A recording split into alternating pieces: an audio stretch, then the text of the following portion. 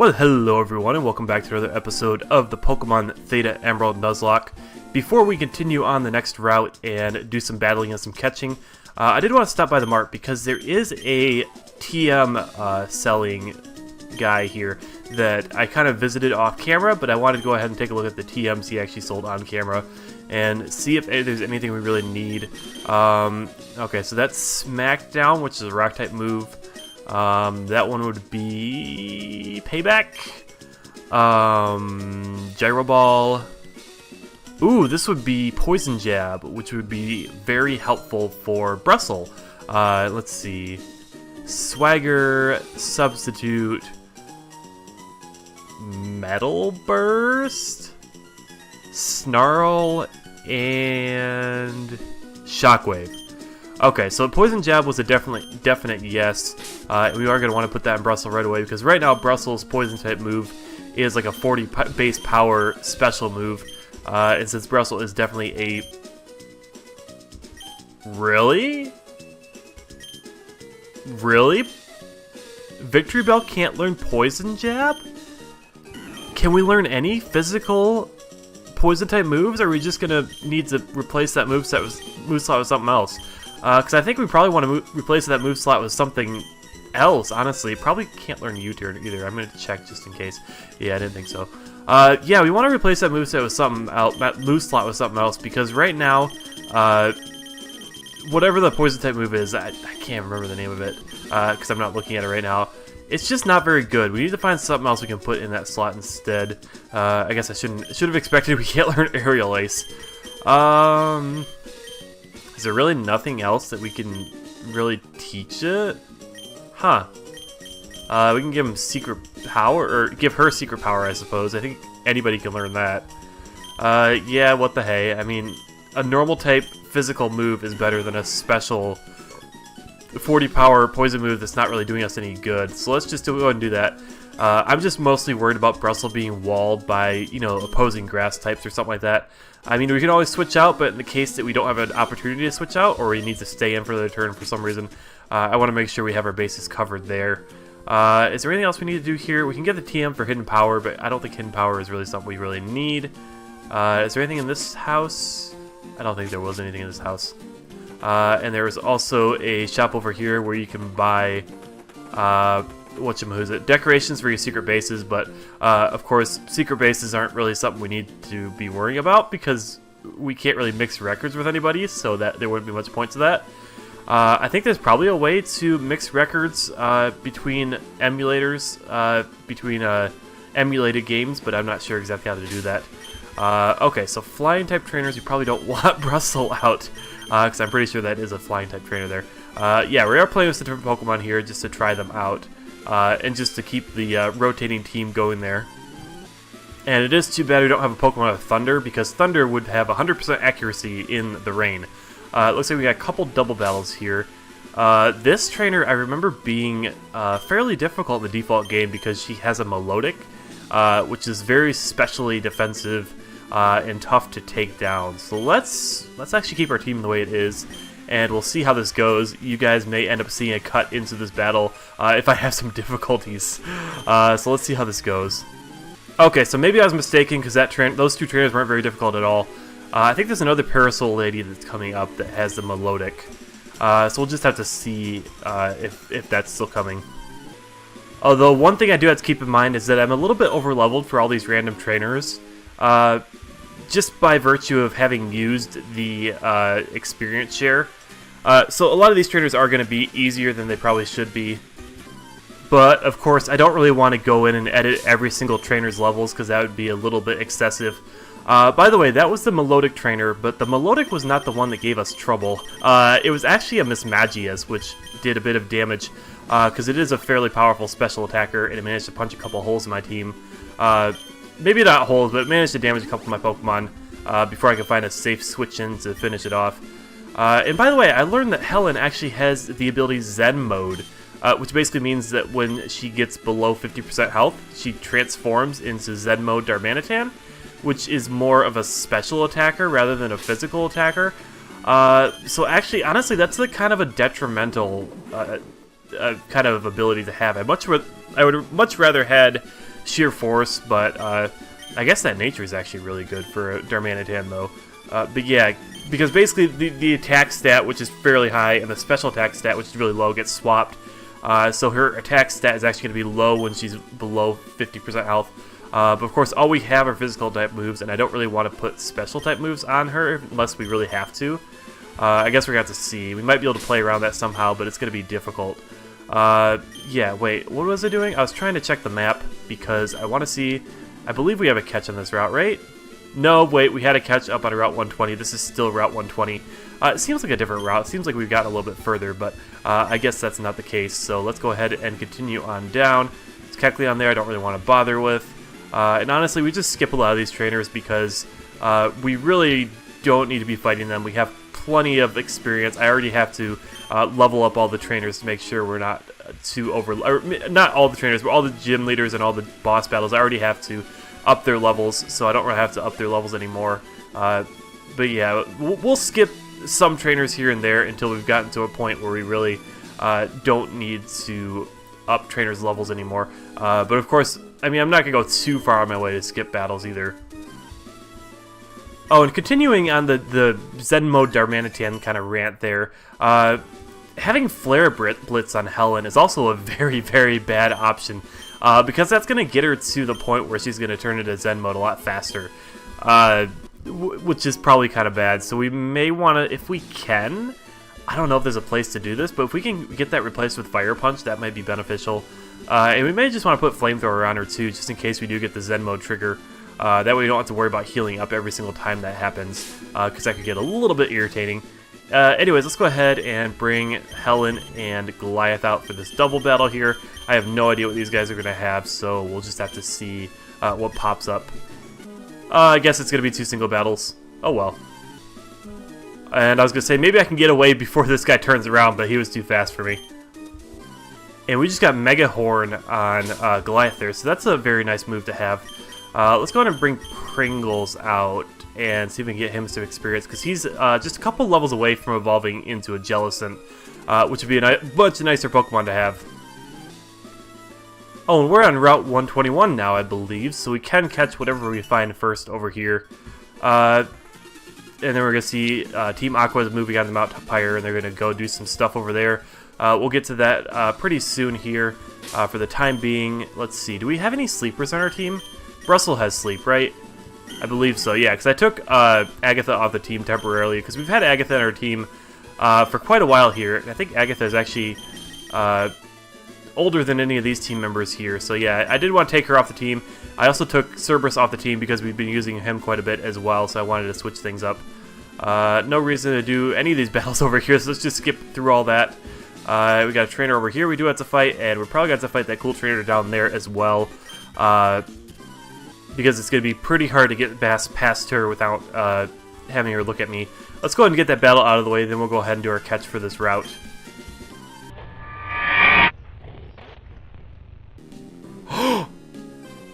Crap! Again with the Vigoroth! Again with the Vigoroth at the counter! I was just about to say Salazar has really been pulling his weight. He's been an awesome team member. I never expected an Arbok to do so well, because I've always thought they've been kind of mediocre, but oh! I should have done Goliath. I really should have brought out Goliath there. Oh, but I thought, you know, we have the poison typing, but I guess I don't think counter takes into effect typing. I think it just does double what you did to it. Oh, those Vigoroths. That's twice now. That's 2 Pokemon out of the 5 we've had die so far this Nuzlocke. 2 of them were to counter from a Vigoroth. That's ridiculous. Okay, well, that kind of soured my mood, but let's go ahead and do our catch for this route anyway. We still got Brussel out in the lead, but she's going to need a heal real quick. Oops, let's not go back into that menu again. Let's get her healed up, and then let's go ahead and see what we can run into on this route. Ah, well, that stinks. That's not the way I wanted to get this episode going, but oh well. We've been having a rough couple episodes, actually. Because I know, well, not last episode, but the one before was when we lost a Pokemon there. And we ran into a Kecleon. I guess I'll take a Kecleon. Let's go ahead and hit it with Secret Power and hope that doesn't knock it out. Hope that doesn't knock it out. Yes, perfect. I was so worried that me saying that would mean that it was going to get knocked out, but luckily it didn't. And let's go ahead and put it to sleep for good measure. I'm not really sure if we need to or not. We might give Kecleon a try. I don't know if I've used a Kecleon before. I mean, I think I probably have at some point, but I don't remember it. It's an interesting Pokemon. Let's just use an Ultra Ball because we have plenty of them, and there's no reason not to, I suppose. And there we go. Ultra Ball is probably unnecessary. I probably could have caught this thing with like a Pokeball. Although I do remember it being a little bit difficult to catch. Probably along the lines of the catch rate of something like Sudowoodo from Pokemon Gold and Silver. Anyways, let's think of a nickname for a Kecleon here. Oh, okay, so for Kecleon's nickname, this is going to take a little bit of explanation, but basically, since Kecleon is a chameleon, and chameleons, I looked it up on Wikipedia, and it's Zygodactyla, something like that, is the type of feet that they have. That basically means they have two toes in the front and 3 toes in the back. And so I kind of shortened that to Ziggy, and I think that kind of works. And there's also the fact that I used to have, I mean, it's a different kind of animal, but I used to have a gecko, a leopard gecko that was named Ziggy as well. So it kind of comes from 2 different places. But anyways, we do have to say goodbye, unfortunately, to Salazar, the Arbok, who lived only a couple of episodes. Do we have any items on him, by the way? I should probably make sure we get those off first, because that has gotten me in the past. Nope, okay, we're good. But yeah, Salazar has been pulling his weight quite a bit, and I'm quite sad to see him go, because he's been doing a lot better than I thought Arbok could do, because I haven't really ever used an Arbok before, seriously, so I thought, you know, I never thought it'd do so well. Anyways, let's see, who do we want to put on our team right now? I'm thinking, we could put one of our members on the team, our usual members, or we could bring somebody new in. Let's go ahead and, what kind of holes in our current team do we have? Although I'm not sure how much battling we'll be doing to finish off this episode, other than battling May, I believe. Speaking of which, did I remember to up her levels yet? I don't think I did. I might have to go do that before we fight her real quick. But anyways, let's go ahead. Let's do Vixen, I think. Let's see what kind of moves he has, actually. Or she has. Oh, but a negative attack nature? That's not too good for a normal physical type Pokemon. Protean! Ooh, that may have just made my mind up. Protean is actually different from color change. It actually changes your type to the move you used last. That sounds actually really interesting. So let's go ahead and use Kecleon, actually. I think that might be a good option to go ahead and try him out. And I would like to put the experience share on him, but unfortunately the experience share does not seem to work very well. But anyways, I'm going to go ahead and cut the video real quick and make sure May's levels are up to par. So I'll see you guys in a second here. Okay, now I'm back, and May's levels should be more appropriate. Also, I should probably get Brussels out of there because I know that May leads with her Swallow. So yeah, we want to make sure we're ready for that. So, here we go, another rival battle. Didn't we just do one of these last episode? Yeah, I don't know. I'm not a big fan of the way, I did mention this last episode as well. I'm not a big fan of the way the rival battles were handled in this game. Because you get 2 in a row, like, really quickly here. And then after that, you never get any more. And yeah, I really wish you could have fought your rival one more time, like maybe in Victory Road or something. Like, I don't know, something more. I mean, even maybe before that, like after the 7th gym, like somewhere else. I mean, come on now. Honestly, I mean, even though some of the other rivals, I mean, pretty much from this point on, with the exception of Black 2 and White 2, where the rival was kind of interesting. With the exception of those 2 games, I feel like the rivals have always been way too friendly too, but this game is really the worst in terms of, you know, you never fight your rival after, you know, here. Because in every other game, you know, you always fight your rival, you know, right before the Elite Four or something like that. And I'm pretty sure in every other game, I mean, maybe with the exception of X and Y, I don't think you fight every single one of your friends or rivals because you have like 20 of them or whatever. I don't even know any of their names because there's too many of them and they don't really matter to the story that much.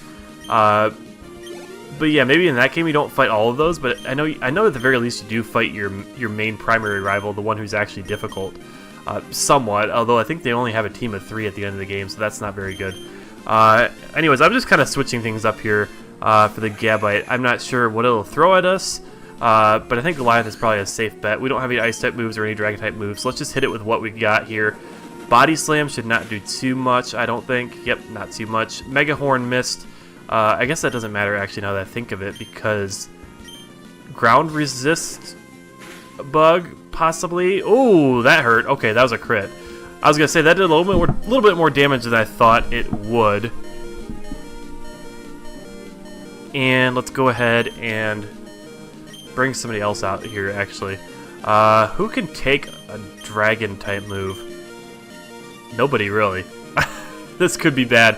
Don't want to bring in Helen because the Gabite is part ground type. I don't know what kind of ground type moves it might have. Pringles might be our best bet here because Pringles is pretty bulky from what I know.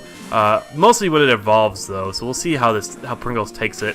Hopefully well. That's not well. That's not well at all. Dragon Rush is a tough attack to take.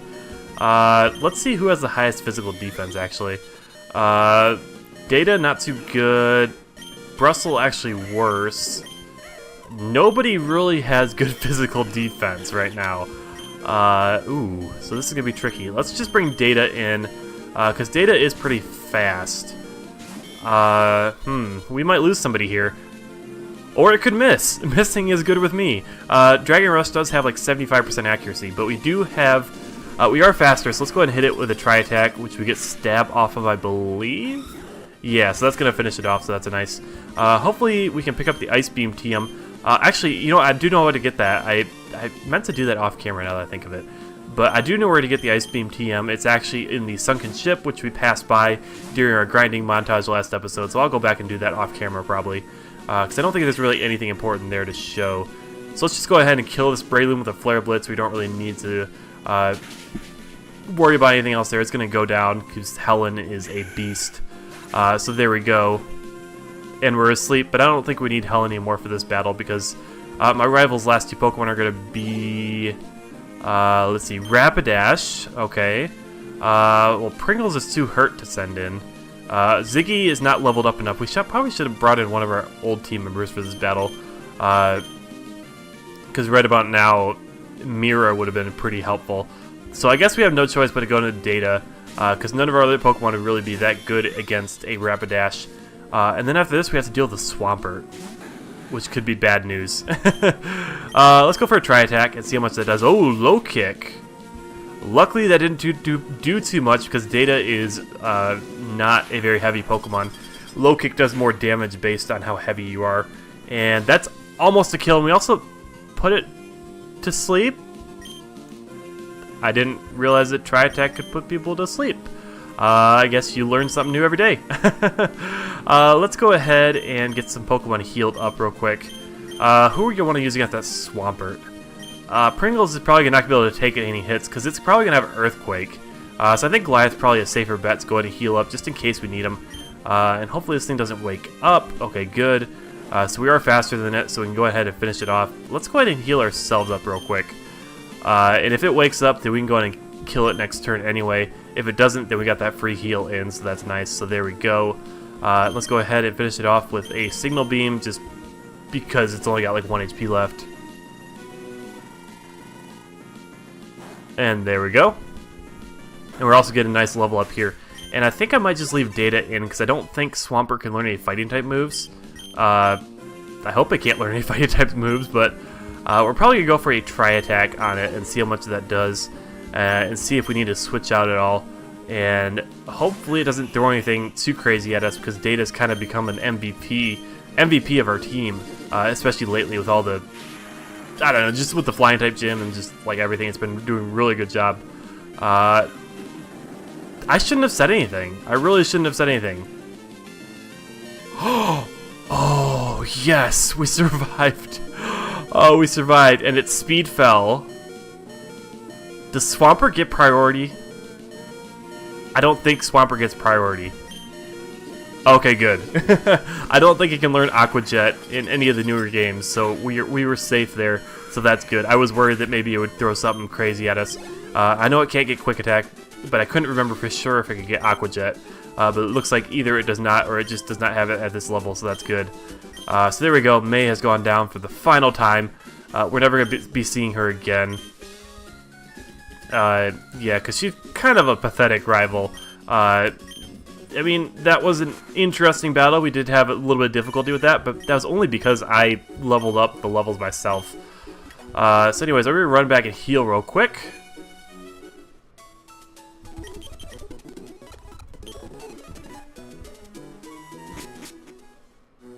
And we're going to head into the department store. I don't think we really have much time for anything else this episode. Well, let's enter the lottery just for the heck of it. We probably won't win anything, but it's always worth trying, you know? I mean, you never know if you're going to get, like, a Master Ball or something like that. And I think you can get some other decent items as well.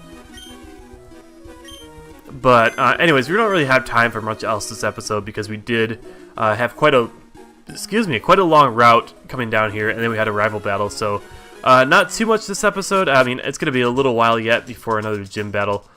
Actually, no, it's not going to be that long. We'll probably do the next gym battle next episode. No, what am I saying? I'm completely lost here. Because before we go actually head out to Moss Deep, we're going to have to fight Team Aqua and Team Magma. Well, first of all, we have to climb Mount Pyre. Then we have to fight Team Magma at their base. And then we got to go fight Team Aqua at their base.